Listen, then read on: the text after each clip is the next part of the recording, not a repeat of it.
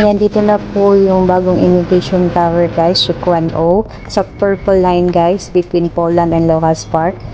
Ayan, so punta tayo sa exit B1, which is the Park Central. Straight lang kayo dyan guys.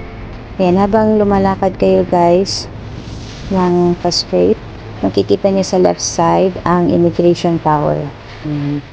So sundan nyo lang yun siya guys. Walk straight lang kayo, papuntang pedestrian lane. Tawid tayo dito sa pedestrian lane guys.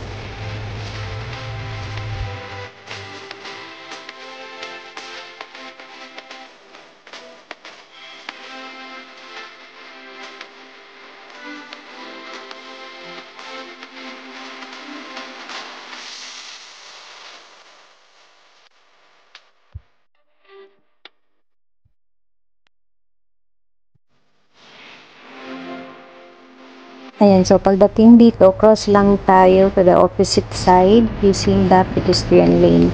And then pagdating nyo dun sa dulo guys, meron namang pedestrian lane going to left side. Ayan,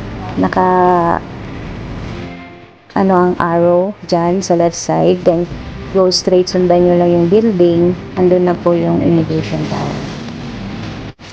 Ayan, go straight lang guys until makita nyo yung immigration tower entrance. And then sa left side, akit tayo ng escalator.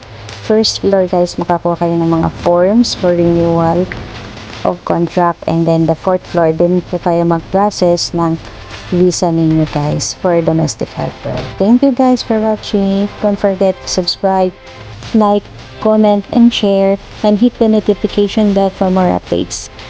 Until next vlog guys, bye bye.